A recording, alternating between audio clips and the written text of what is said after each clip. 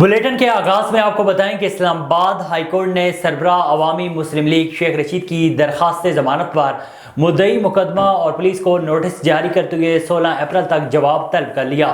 Islamabad high court में साबिक सदर आसिफ जरदारी पर इल्ज़ाम के केस में साबिक वजीर शेख रशीद की दरखास्त जमानत पर समाअत हुई। जस्टिस मोहसिन अख्तर कियानी ने दरखास्त पर समाअत की।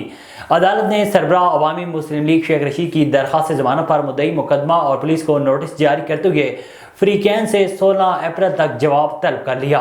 वाज़ेह है कि साबिक वज़ीर दाखिला शेख रशीद की ज़मानत की दरखास्तें मजिस्ट्रेट और सेशन अदालत से मुस्तरद की जा चुकी हैं, जिसके बाद उन्होंने इस्लामाबाद हाई कोर्ट में दरखास्त से ज़मानत दायर की थी। आगे बढ़ें और आपको बताएं कि चेयरमैन पाकिस्तान तहरीक इंसाफ इमरान खान ने कहा है कि आइन कहता है कि 90 दिन में इलेक्शन होने हैं, ये कह रहे हैं कि नहीं होंगे, बहाने कर रहे हैं, इंतखाबात के लिए पैसे नहीं। साबिक वज़ीर आज़म इमरान खान ने वीडियो लिंक के जरिए खिताब करते हुए कहा है कि बड़े वजीरों की चोरी की वजह से मुल्क तबाह होता है। पाकिस्तान में ताकतवर चोरी करके NRO ले लेता है, यहाँ माफिया जो मर्जी कर ले, कोई पूछने वाला नहीं। मगरबी ममालिक में कभी ऐसा नहीं हुआ। कानून की हुक्मरानी के बगैर जमहूरियत नहीं आ सकती।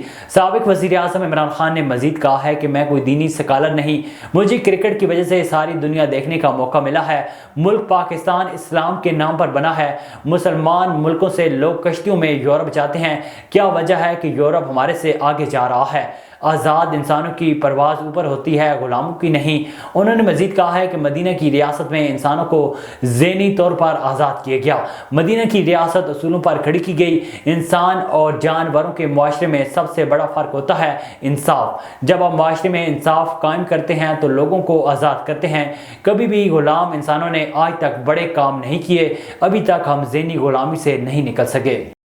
A1 TV के न्यूज़ स्टूडियो से फिल वक्त इतना ही। मज़ीद खबरों और अपडेट्स के लिए देखते रहिए A1 TV।